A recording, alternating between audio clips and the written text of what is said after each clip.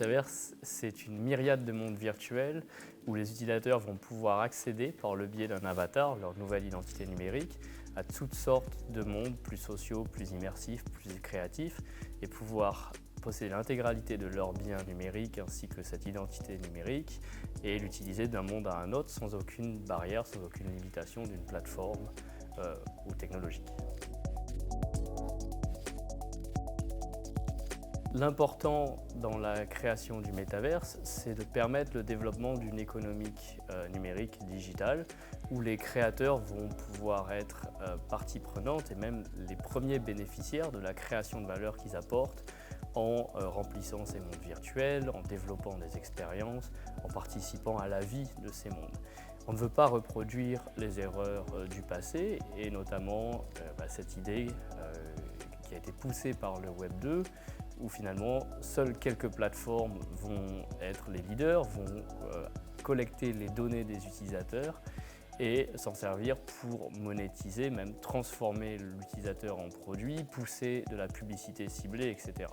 La puissance de l'Open Metaverse, c'est que les utilisateurs sont placés au centre de la proposition de valeur et même possèdent leurs propres données, leur propre identité. Ils peuvent les utiliser d'un monde à un autre en toute liberté, sans être contraints par ces plateformes. Et ça va permettre de développer un écosystème complet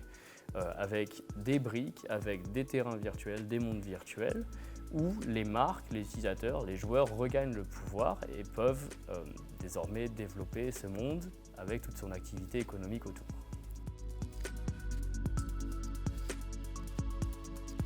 L'interopérabilité, c'est justement la possibilité qu'on va pouvoir donner aux utilisateurs de jouir de leurs assets, donc leur avatar, leur contenu numérique, leurs biens virtuels, leur maison, leur terrain, leur création, d'une plateforme, d'un monde à un autre. C'est un enjeu technique avant tout, puisque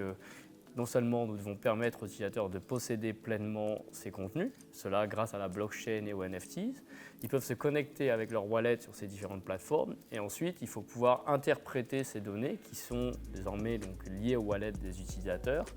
les interpréter de manière spatiale, donc pouvoir lire les formats de représentation des contenus 3D, mais aller bien au-delà de ça.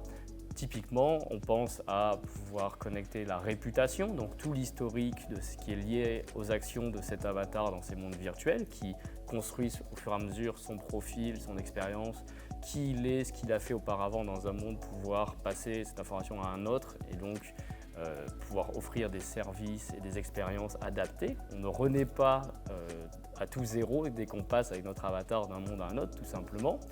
Et aussi d'autres sujets sur lesquels l'Open Metaverse Alliance et le Metaverse Standard Forum travaillent, notamment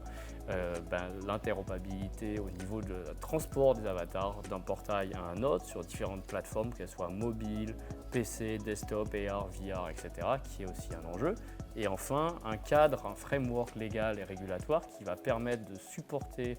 justement cette économie digitale, faciliter le code of conduct des utilisateurs et la reconnaissance des droits des avatars qui sont des citoyens digitaux de ce monde virtuel. Dans 10 ans, on imagine que le métaverse sera omniprésent dans notre quotidien. Chaque être humain, on l'espère, aura son double digital, voire ses multiples identités avec ses avatars, pourra donc se connecter à toutes ces plateformes de manière totalement transparente, pouvoir gagner un revenu en créant, en jouant, en interagissant dans ces mondes plus sociaux et immersifs autour des marques, mais aussi et surtout autour de ces nouveaux créateurs que l'on aura amenés vers ces nouvelles plateformes.